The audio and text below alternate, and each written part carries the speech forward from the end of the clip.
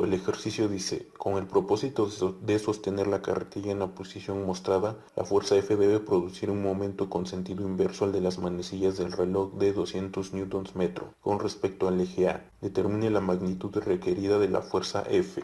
Bien, vamos a descomponer la fuerza F en sus componentes X y Y. Ahora decimos que todos los momentos que tengan sentido antihorario van a ser positivos, por lo tanto tenemos que el momento resultante con respecto a es igual a la sumatoria de las fuerzas por la distancia. Nos queda que el momento resultante con respecto a es igual a la componente X por 1.5 metros más la componente Y por 1.5 metros. Sustituyendo valores nos queda que 200 newtons metro es igual a la fuerza F por el coseno de 30 por 1.15 metros más la fuerza F por el seno de 30 por 1.5 metros. Resolviendo nos queda que 200 newtons metro es igual a 1.75 metros por F. Despejando la fuerza F nos queda que la fuerza F es igual a 200 newtons metro entre 1.75 metros. Metros con metros se elimina y nos queda que es igual a 114.3 newtons y es el valor de la fuerza F.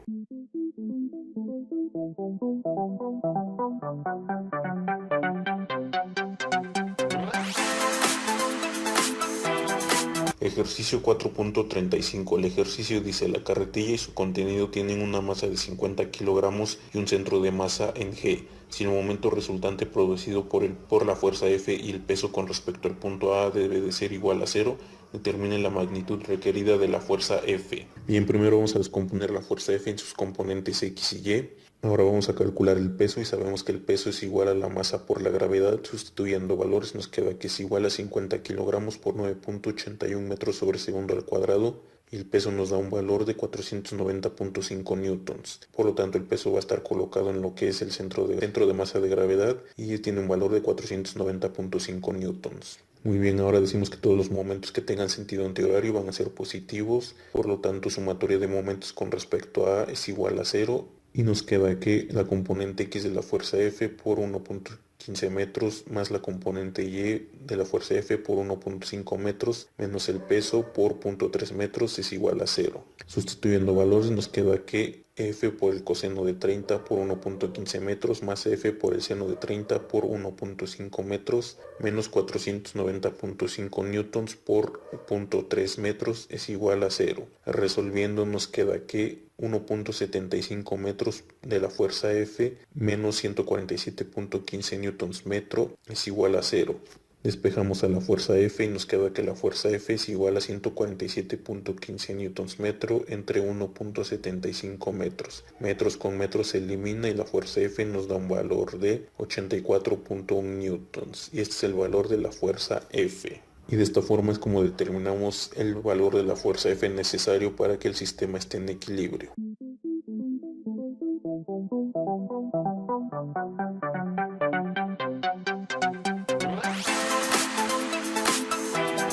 Ejercicio 4.36. El ejercicio dice, si F es igual a 100 newtons y el momento resultante producido por la fuerza F y el peso con respecto al eje A es igual a 0, determine la masa de la carretilla y su contenido. Bien, primero descomponemos la fuerza F en sus componentes X y Y. Aquí en lo que es en su centro de masa va a estar el peso de la carretilla y del contenido. Por lo tanto decimos que todos los momentos que tengan sentido antihorario son positivos y nos queda que la sumatoria de momentos con respecto a es igual a 0. Y nos queda que la componente X de la fuerza F por 1.5 metros más la componente Y por 1.5 metros menos el peso por 0.3 metros es igual a 0. Sustituyendo valores nos queda que 100 newtons por el coseno de 30 por 1.15 metros más 100 newtons por el seno de 30 por 1.5 metros menos el peso por 0.3 metros es igual a 0. Resolviendo nos queda que 174.6 newtons metro menos el peso por 0.3 metros es igual a 0. Despejando el peso nos queda que el peso es igual a 174.6 newtons metro entre 0.3 metros. Metros con metros se elimina y resolviendo nos queda que el peso es igual a 582 newtons. Ahora sabemos que el peso es igual a la masa por la gravedad. Despejando a la masa nos queda que la masa es igual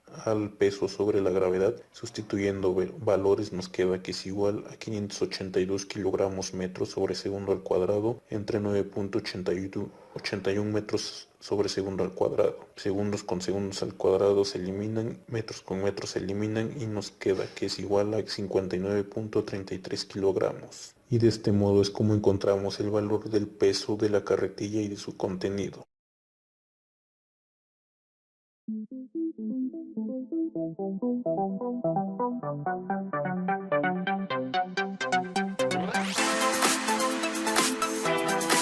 El ejercicio dice, determina el momento producido por F1 respecto al punto O. Expresa el resultado como un vector cartesiano. Bien, vamos a trazar un vector posición que vaya de O a A, y este es el vector posición OA. Vamos a definir los sentidos positivos de los vectores y vamos a decir que en el mismo sentido en que están dispuestos los ejes, en ese sentido van a ser positivos. Por lo tanto, hacia acá va a ser positivo, hacia acá va a ser positivo y hacia acá va a ser positivo. Entonces el vector posición nos queda que es igual a 3i más 3j menos 2k. Ahora sabemos que para poder calcular el momento de la fuerza 1 con respecto a O, debemos hacer el producto cruz de el vector OA y la fuerza 1 en vector cartesiano. Por lo tanto, construyendo lo que es la determinante, tenemos lo que son los vectores unitarios en la primera fila. En la segunda fila colocamos lo que es el vector posición y en la tercera fila colocamos lo que es la fuerza 1, que como vemos aquí la fuerza 1 ya nos lo están dando en lo que es en vector cartesiano. Muy bien, resolviendo lo que es la determinante nos queda que es igual a 3 por 30 menos 2 por 10. Todo esto por el vector I, menos 3 por 30 menos 2 por menos 20. Todo esto por el vector J, más 3 por 10 menos 3 por menos 20. Todo esto por el vector K. Resolviendo nos queda que el momento de la fuerza 1 con respecto a O es igual a 110I menos 50J más 90K. Todo esto en unidades de libras por pie. Y de esta forma es como encontramos el valor del momento de la fuerza 1 con respecto al punto O.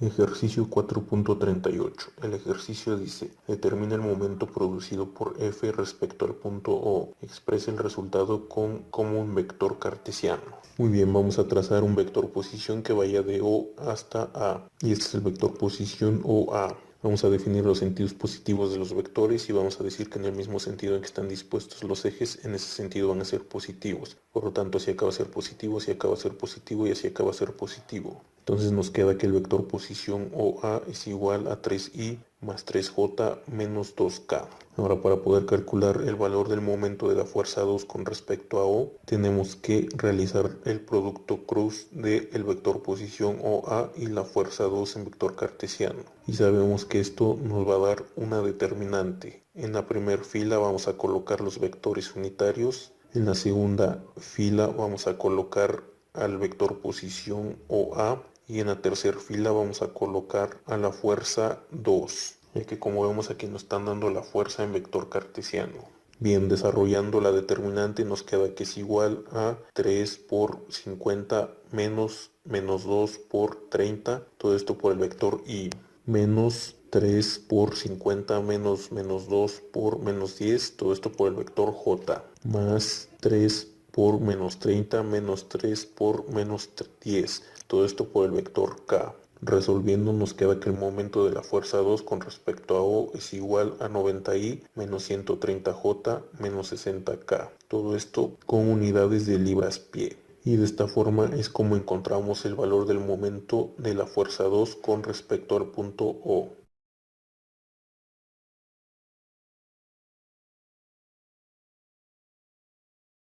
Ejercicio 2.39. El ejercicio dice, determina el momento resultante producido por las dos fuerzas respecto al punto O.